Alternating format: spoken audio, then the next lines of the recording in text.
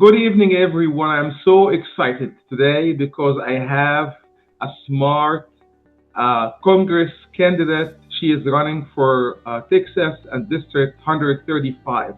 Please welcome with me, Lis Ramos. Good evening, Liz. How are you doing?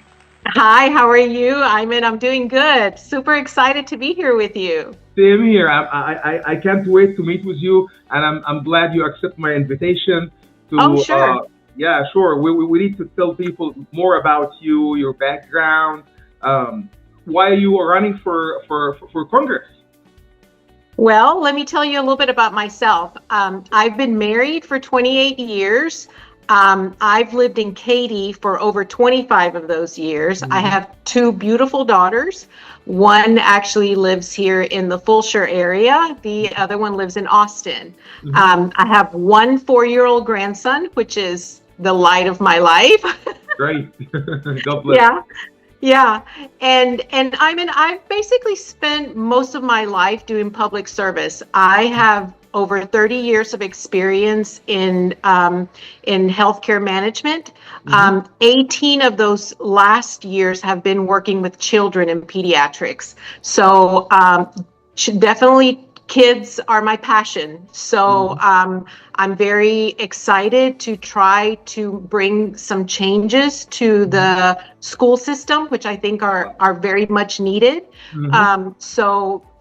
That and a few others, like immigration, is a big topic for me as well. Hmm. So that's where I'm at. That's why I'm here. I think that I can make a difference, and I'm hoping that I can get as much support as possible for my campaign. Actually, you touch a lot of very sensitive points. We will talk about all of this. We will talk about your position for the for illegal immigration. We will talk about the public service. But as you mentioned, you have many years in public service and especially the healthcare. So let's just start from this point. Because especially this is very hot topic, especially in Texas, about the healthcare and the healthcare cost is very high, and we see a lot of budget cut with Trump administration. So people are afraid to lose Medicaid and Medicaid, and I need to know exactly what is your position of this. So What is I your think plan for helping people? Right. So I really think that it's a myth when they tell you, oh, everyone's going to lose their Medicaid. They're not going to Hmm. lose their Medicaid. Hmm. What they're doing is basically cutting people off of Medicaid that are not supposed to have it. There Hmm. are probably close to 2 million illegal aliens that have Medicaid. They're not supposed to have it. Hmm. Medicaid is supposed to be for children. It's supposed to Hmm. be for single moms. Hmm. Um, so I think we have overburdened our system with allowing people that are not supposed to be on Medicaid to have it for so many years. Hmm. I think having Medicaid is very important because it does have a cause for the right people, Hmm. but we have abused the system for far too long. And I think what President Trump is trying to do right now is basically take all that fraud and abuse away and give it to the people that really need it, and take it away from the people that don't.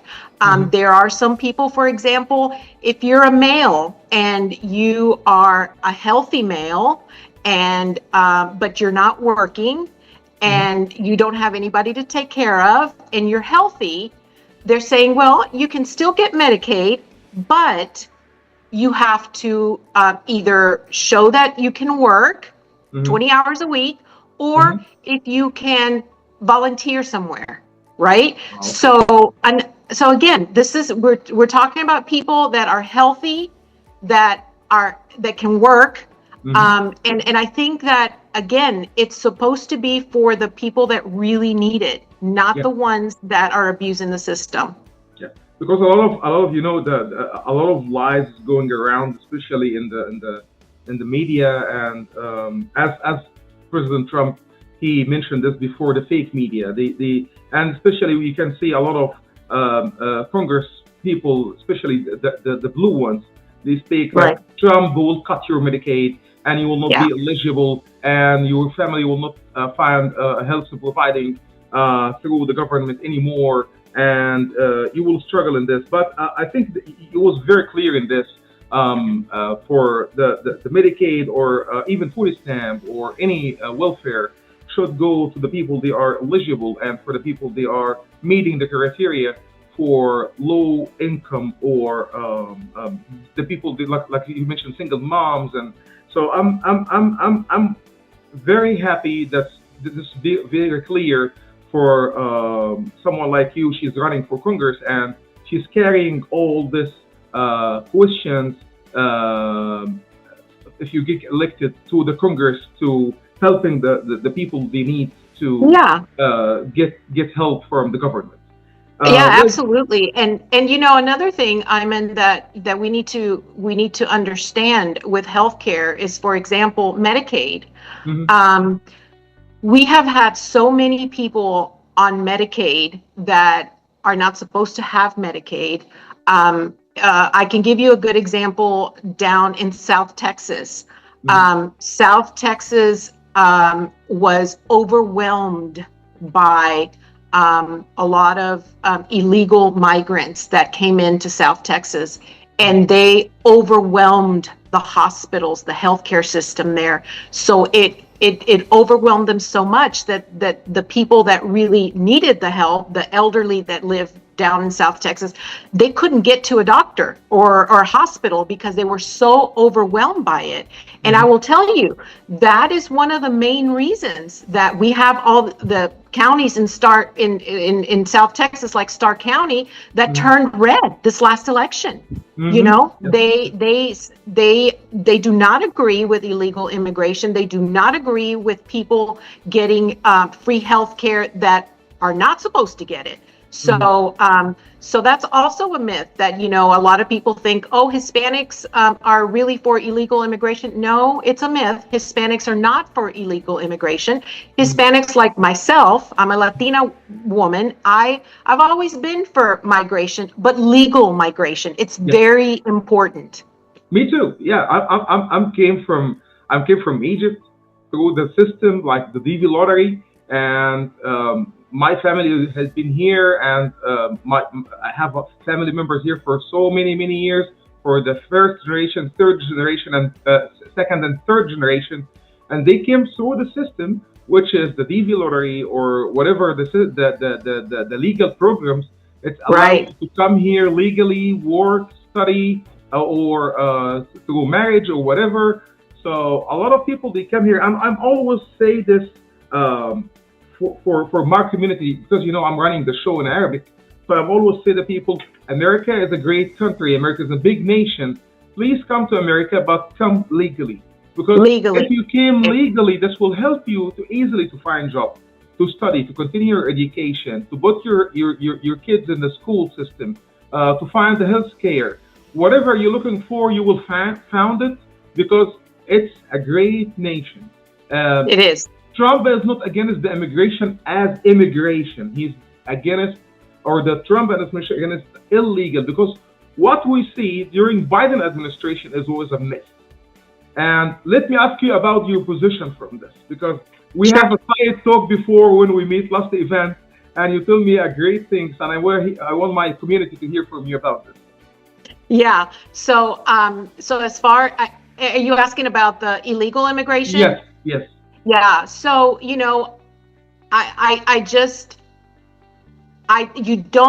there is no other nation on this earth that would open their borders the way they did and let in over 20 million people. Not vetting them, just letting them in, because it's exactly what happened. I cannot go into Mexico illegally, not getting vetted. I can't go into any other nation. And that happened. So why did they do it? I have no idea. But I have an idea maybe of why they did it. But I cannot imagine letting 20 million people in our borders without vetting them, without knowing their history, I mean, right now, as we speak, they're finding all these illegal immigrants on the streets that have convictions of rape and murder in other countries, and they were let in. Yeah, They some were people have let HIV, in. by the way. It's unbelievable. Some people do drugs and they test positive for HIV, and this is very dangerous to be in the street. It's very dangerous. Yeah. Very dangerous. So I'm totally for migration, but for sure it has to be legal migration. We have to vet who's coming in. And you know, we, like you said, you can come in on a visa, on different visas to study here. My husband came in on a visa, on a student visa. He's from El Salvador. It took him 10 years to become a US citizen, you know, but he did it the right way. So do you agree with me that our immigration system needs to be fixed? Oh, absolutely. I 100%. I'm admire with the Canadian one, which has a point system, which is give you points for everything. Like if you have bachelor's, you get some points. If you get MBA, you get more points. If you get PhD, you get more points. If you're married, you take more points. If you're single, you get less points. So I'm admire with this system, and I wish we can have something like this. And I will put this in you, Liz. If you get elected, please carry this to the Congress with you, because this is very, very important. Yes, I think so too.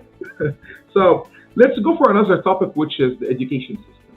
And I think our education system, we need more development. And I need to know more from you about your position of the education and helping the public schools. If you be in Congress for 2026, can you tell me more about your dreams or what you want to see or to achieve in our school system all over the country, not only in Texas? Right. So it's a good conversation to have, because you know, the education department basically was kind of established in 1979, right? They are budgeted, like for example, in 2024, the budget for the education department was $268 billion. Okay, but since that education department was formed, the money that they're getting is not helping making the test scores for our kids better. If anything, our test scores, our education has worsened since the Department of Education was formed. So there is some kind of misconnection here. You know, I'm sorry, I'm getting messages. There's some kind of misconnection here that the money is not being used in the proper way. The kids are not getting educated or the way they're supposed to be. So, and you can look up the test scores from 1979 to now. The test scores have worsened, and after COVID, it has even gotten worse. Okay, so it is a conversation to have. I know President Trump is trying to shut down the Department of Education, trying to bring back basically everything back to the states.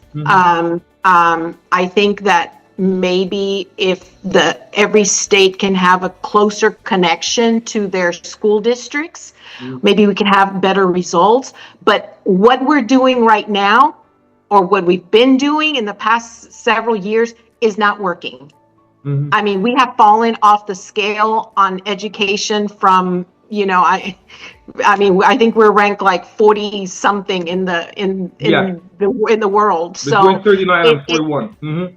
It's not working. It's just not working. So all this money, where it's going, I have no idea, but we need to have those conversations. And I think that's one of the reasons why President Trump has come out and said, hey, you know, what we're doing is not working. We need to do something different. So, and I agree. I agree. Yeah. So, I don't think that we can do something with some of the current Congress people, especially the people they are sneaking when they need them. You remember our conversation like a couple of days ago over the phone about the people they're running out of the state. The Congress people, and I want to hear from you if you are in this situation and you find your colleague in house. I think it's amazing. Running. So here Texas wants to do redistricting, right? Yes. And so the Democrats decided that they were going to skip town on special session, because Governor Abbott calls a special session, and he's got several things on the agenda. Redistricting is one. All the flooding legislation after the big floods that happened here in Texas, and other things. It's not just the redistricting, but they refused to be in the special session. So they decided to leave to California. They decided to leave to Chicago, Illinois, which, by the way, it's very ironic because those are the probably two states that have the most redistricting in the nation. So it's so funny to me that they don't want to redistrict here, but they're going to go to these states where it's so gerrymandered that you really can't even do anymore, because the Democrats have outnumbered the Republicans in gerrymandering. It's crazy, right? Yeah. So they've skipped town, including my opponent. Wasn't in the special session for 2 weeks. The first special session is over now. Today was the last day. The governor calls a second special session immediately after that, hoping that they show up on Monday. Who knows? They haven't been there for 2 weeks. But to me, that is just such a cowardly position, because you take an oath to represent your constituents, okay? And the first fight that you get, that you're not getting your way, so you're going to run away. Yeah. You're going to run away. You know what the funny thing, Liz? Yesterday I have a conversation with one of my close friends. He lives in California. He's Republican, and we talk about the governor of California. And when he talk about the President Trump in the media, and he doesn't like Trump, and say, okay, so before you talk about the president who tried to get America better, or who tried to make America great again, and fix what's happening during the last 4 years from Biden administration. Look what you did in California for 8 years. You make California a mess. The people struggle to live, and the homeless everywhere. And look at the street. And what is funny too is, when we're talking the people in the media, especially I follow the media all over, and the people was some people they from the hater of America, they was happy from the protesting in the streets in California, and the governor here is not happy about Trump when he sent the National Guard. But look at what's happening. They control the city in 48 hours. So. And I think this is the same thing. And let me ask you about this. Probably I'm not introduce this, but because what I follow the media in the morning about Trump, he want to send the National Guards to the DC, the Washington DC, and he tried to fix the Capitol because what's happening with the police department over this state is miserable. Like, they are unable to control the homeless in the street, and the crime rate is going high. And I want to hear from you, Liz, about your vision for better nation 2026, for make America more safe and more clean, and your dreams in this. Let's talk about this more. So first you have to see here that these cities that have so much crime, the majority of these cities are ran by Democrats. You have district attorneys that are they're just not putting anyone in jail. They're not, for example, in Washington, D.C., you have a law that if you're, I think, under the age of 20, they send you to kind of like a little boot camp, and then you're back out on the streets. So the majority of all the crime that's going on in Washington, D.C., it's by these juveniles that there are no consequences for the crimes that they're committing. So they're just running around rampant. you know. Here in Houston, you know, we have DAs that, you know, no cash bail. They're, you know, so they get arrested and they just let them go. Yeah. So that until you get the right people, the right judges in there to basically follow the law, and it's not, the crime is not going to change. Yeah. So our efforts here in Harris County are going to be in this next election to try to get as many conservative judges in there so that we can start making a difference in Harris County, you know. So and elections have consequences. Everyone hears that. They do. You know, we have just too many DAs all over our nation that are not following the law. They're just letting people out on the streets, and until that stops, you're not going to get control over crime. Exactly, and I'm totally agree with you. Especially our judicial system, I think it needs more fix, because if you look at the people, they are haters and they live here. Like, for example, the Columbia University student Mahmoud Khalil, and he was supporting Hamas and what he did, and then they let him free. And look at what he's having. He's now he tried to ask for like compensation from the Trump administration for $20 million. Is this insane? This is funny.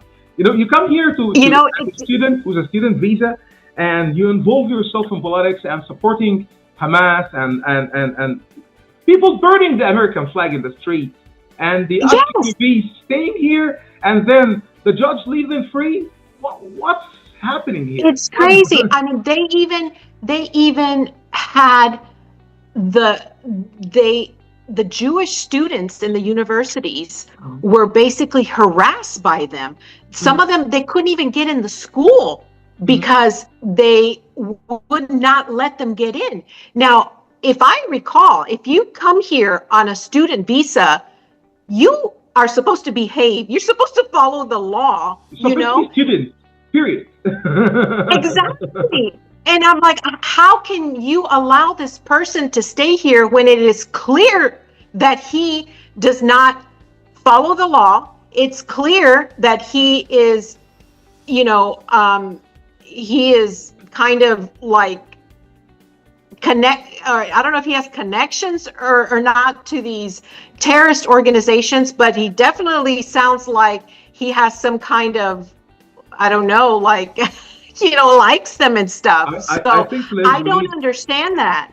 I think, Liz, we need before anyone who come here, especially the students or anyone come for work in H1B or H1B1 visa or student visa or whatever, or tourism visa, I think we need to run a background check through our system to make sure there's no crime records. These people, we need to have clear background check before to allow them to be at the United States for how many years they study. Exactly. But and you know that was missing in the last 4 years. There was really no vetting. They were just letting everyone in. Today I hear a good number. That in the 200 days from Trump administration, the number of deported was 1.2 million. And this is a good number for people illegal. They can sneaking under our borders and try to take the right for the people to come legally. I remember back days when I have a close friend. We were chatting. Mike Knox.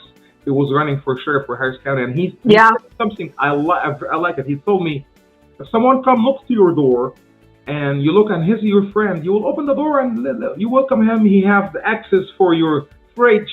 He can watch your TV. He can do whatever he wants. But if someone you don't know, you will never allow him, or you will not open the door because you don't know if this person is good or bad. So exactly. No country around the world will allow people to come without they know what is your background is, why you came here. Probably you came here. And we see already this. You remember the last Christmas when a guy, he's I think in Florida, and he crashed the people with his car during the Christmas celebration, and a lot of hit-and accidents happen during the years because people come here. We don't know where they came from or how they become here in the United States, and the border was like Disneyland. Like, Yeah, how people go easily. yeah. Even if you go for It was Disneyland, amazing. you will pass by the security gate. Yeah, it was amazing. And you know, the other thing with Texas being a border state, you know, I know it's it's a topic that they don't like to talk about, but I'm very passionate about it because, again, I'm very passionate about children, is human trafficking. I mean, Houston is the #1 hub of human trafficking in our nation. And there's in this human trafficking, the children are involved in it. You know, under the Biden administration, we had close to 400,000 kids that they supposedly lost. Wow. They don't know where they're at. Yep. I can tell you 100%, these kids more than likely became victims of human trafficking. Yes. And nobody likes to talk about it. Yes. I mean, it's insane to me that nobody wants to talk about it. But I think when I get elected, because I will get elected, it is going to be a topic that I'm going to bring up because we need to bring an end to human trafficking. Yes. Yes. So Liz, before we leave, I just want to hear from you. I hope you will be elected because you deserve this.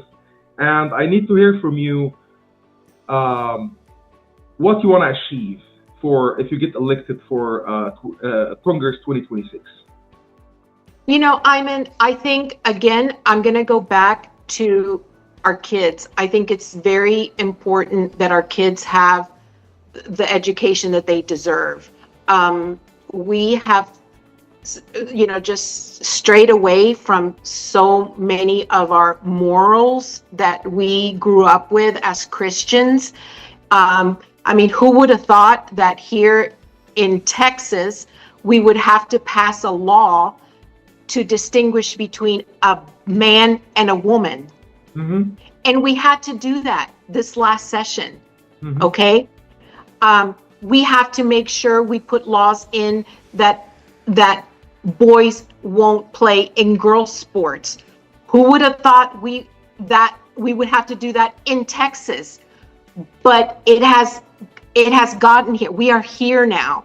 Okay, that mentality is all over the United States. So I want to, you know, I wish we could bring prayer back in our schools. I remember when I was in school as a little girl, we had a 2-minute prayer. Okay, yeah. 2 minutes of prayer, you know, of whatever religion. And then they didn't want to do prayer anymore, so they did 2 minutes of silence for a while, and then that went away. So now, you know, look what has happened when we took that away from our schools. Look where we are now. Yeah. You know, I think it's very important that we get back to our basics, which is, you know, bring back prayer back in the schools, you know, take all this toxic out of, you know, transitioning our kids without the parents knowing, taking parental rights away from the parents. I think that's all insane to me. I am going to be a big fighter of schools and kids and parents. Immigration, I support immigration 100%, but it has to be done the right way. It has to be legal immigration. We have to vet who we're letting in our country. How many young kids? I mean, we had 2 girls here in Houston murdered and raped by illegal aliens. I mean, it has touched our back door here. So I am a staunch supporter of legal migration. And like I said, the education, the school education, we really have to have serious talk about that, because what we have been doing since 1979, it's not working. No. So we need a better education system for our kids. You know, what's going on here in Harris County? We have a judge that, by the way, looked like she forgot to take her medication this week. I don't know if you saw that. It's crazy. She She has put us $200 million in deficit. Yes. You know, and now she wants to tax everybody to get out of it, you know. Well, not even her Democratic colleagues want to go along with that now. So she's even lost the support of the Democrats at this point, you know. So, and why are we in deficit? Because of all her social programs that she wanted to fund, you know. We can't do that. That's another thing. You know, we have all this socialism and even borderline communism that's coming into our country. We have a guy in New York that if you hear him, if you go back and hear all his statements in the news and everything, he's a communist. And he is probably going to be the next mayor of New York. And if you don't know, he was here in Houston. We had Democrats here in Houston holding a fundraiser for him. Yeah. So we have that ideology here in our backyard. So we need to find conservative candidates to run for these positions. Again, my name is Lis Ramos. If you can visit my website at lisramosfortexas.com, donate to my website. I will bring conservative values back into Harris County, and I will make sure that your kids are safe. Best of luck, Liz. I'm so glad I have you today, and I like your spirit. Thank you. And I love how you love America and how you love Texas. God bless your heart. Best of luck in your campaign. I encourage everyone who listening for us today. Please visit Lis Ramos' website. If you're able to donate something for her, she will definitely help her in her campaign, and this will make a difference. Let's make America great again. Let's make Texas great again. God bless you all, and God bless the United States of America. Thank you so much, Liz. Thank you, Ayman. See you. Bye.